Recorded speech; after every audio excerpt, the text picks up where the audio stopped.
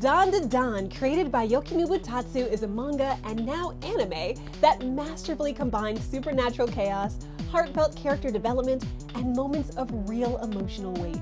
Beneath its action-packed show and bizarre encounters lies a deeply thoughtful narrative that shines a light on themes of trauma and abuse, particularly in how it portrays the struggle faced by women. We are now over halfway through our journey in season 1, and I thought I would take some time to discuss these themes with all of you, especially those who held on through this anime through the banana of it all. Through its characters and their backstories, DANDADAN delves into a darker side of humanity while maintaining an undercurrent of resilience and hope. The story begins with Momo, the series' strong and determined protagonist. Early in the narrative, she's abducted by aliens who subject her to cruel experiments. This isn't just a random act of horror. It serves as a commentary on the exploitation and objectification of women. Momo's experiences establish her as a resilient figure who overcomes the traumas inflicted upon her, embodying a strength that resonates throughout the series. One of the most fascinating and tragic characters in DANDADAN is Turbo Granny, a yokai inspired by a Japanese urban legend. The myth of Turbo Granny tells of an old spectral woman who sprints at incredible speeds, terrifying drivers on winding roads.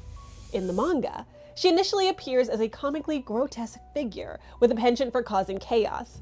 However, her backstory reveals a heartbreaking depth. She becomes a guardian of the spirits of deceased girls, attacking anyone who would disrespect or exploit them. This layer of humanity is deepened by her tragic origins, tied to an old Japanese myth where elderly women were abandoned in the mountains during times of famine. This abandonment becomes central to her character, explaining her disdain for those who mistreat others, especially the vulnerable. Turbo Granny is not a mere monster. She is a protector shaped by pain, serving as a reflection of the neglect and mistreatment that many women often face. Then there's the story of Acrobatic Silky. She is yet another poignant exploration of trauma in DANDADAN. Episode 7 of the anime adapts her backstory with a quiet intensity, revealing her life before becoming a ghost. Silky was a mother struggling to provide for her daughter, juggling multiple jobs while enduring the horrors of prostitution. Her lifeless demeanor during these scenes underscores her deep disdain for the work, which she only endured to secure a future for her child.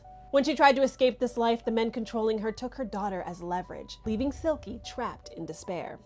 This narrative touches on the systematic abuse faced by women, the loss of autonomy, and the societal structures that perpetuate such suffering. It's implied that Silky may have been driven into debt by these same men. Her story highlights the emotional scars left by exploitation and the enduring love of a mother who fought against impossible odds. The fate of her daughter, left unresolved, amplifies the tragedy, leaving readers and viewers with a haunting sense of loss. DANDADAN extends its exploration of trauma to its broader supernatural lore. The earthbound spirit crab, another monster in the series, is a massive hatred formed from spirits of murdered girls. These entities are not merely antagonists. They embody the lingering effects of violence and injustice. By intertwining supernatural elements with these human stories, DANDADAN transcends its genre. Yukinobu Tatsu uses the bizarre and fantastical to tell deeply personal and tragic stories.